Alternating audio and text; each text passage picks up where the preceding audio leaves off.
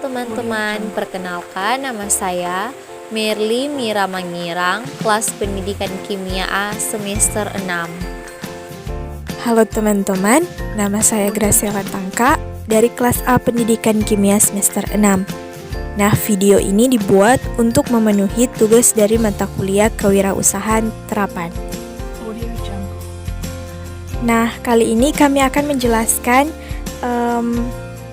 tentang materi pada bab 8 manajemen resiko, khususnya pada subbab resiko pasar di halaman 120.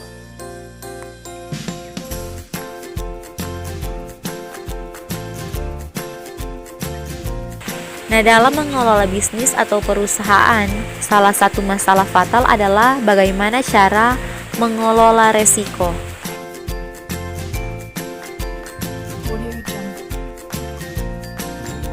Risiko dapat menyebabkan masalah, tetapi dapat juga mendatangkan peluang yang menguntungkan.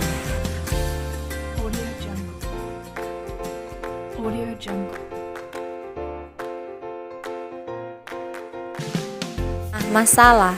Risiko tertentu seringkali dianalisis dan dikelola secara sadar, tetapi ada kalanya risiko diabaikan sama sekali karena yang bersangkutan tidak menyadari akibat yang akan terjadi.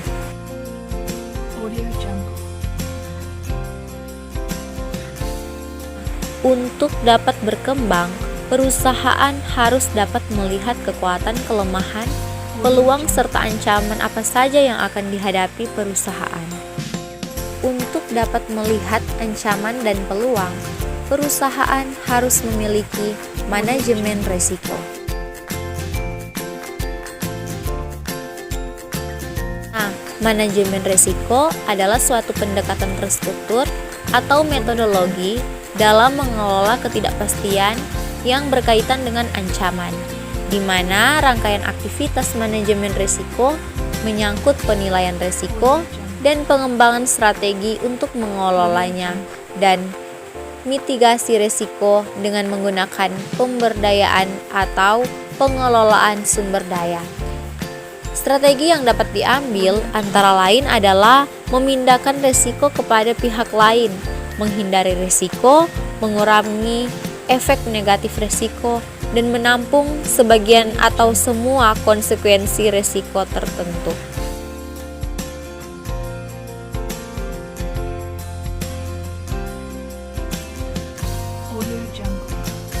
Risiko yang harus dikelola: risiko bisnis, risiko strategis, risiko operasional, risiko kepatuhan, risiko hukum, risiko reputasi, risiko likuiditas, risiko pasar, risiko kredit.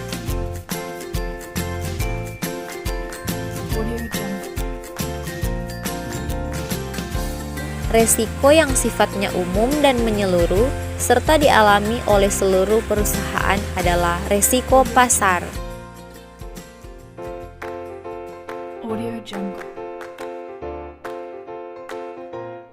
Pasar. Risiko pasar adalah suatu risiko yang timbul karena menurunnya nilai suatu investasi karena pergerakan pada faktor-faktor pasar. Risiko pasar juga dikenal sebagai risiko dari kenaikan atau penurunan nilai pasar atau harga instrumen keuangan. Nilai pasar untuk instrumen utang dipengaruhi oleh perubahan aktual dan diantisipasi suku bangsa yang berlaku. Nilai pasar untuk semua instrumen keuangan dipengaruhi oleh perubahan baik aktual atau dipersepsikan dalam kualitas kredit. Bentuk risiko pasar itu ada dua. Yang pertama, general market risk atau risiko pasar secara umum. Yang kedua, specific market risk atau risiko pasar secara khusus. Ada 4 faktor standar risiko pasar. Yang pertama, risiko modal. Yang kedua, risiko suku bunga. Yang ketiga, risiko mata uang. Dan yang keempat, risiko komoditas. Yang pertama, risiko modal atau ekuitas. Risiko modal adalah risiko yang muncul akibat penurunan kualitas aset karena adanya kredit macet yang memaksa bank untuk menerbitkan saham baru atau penambahan setoran modal oleh pemilik atau mencari investor baru untuk memperbaiki kondisi permodalannya sehingga sesuai dengan ketentuan permodalan. Yang kedua, resiko suku bunga.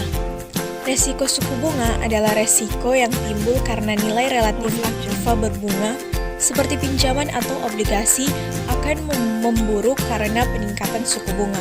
Secara umum, jika suku bunga meningkat, harga obligasi berbunga tetap akan turun. Demikian juga sebaliknya.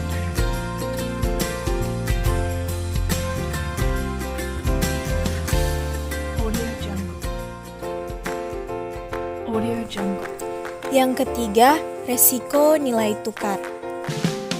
Resiko nilai tukar atau resiko mata uang adalah suatu bentuk resiko yang muncul karena perubahan nilai tukar suatu mata uang terhadap mata uang yang lain.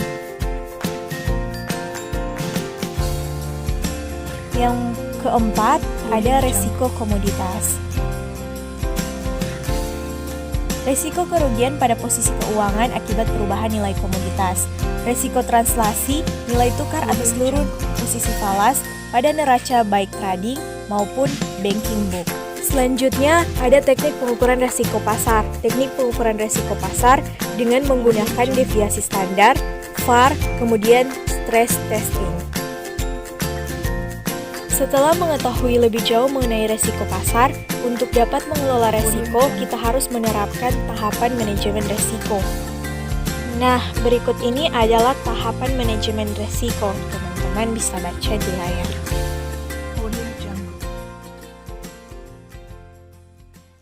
Semoga pelajaran di saat ini bisa bermanfaat ya. Terima kasih.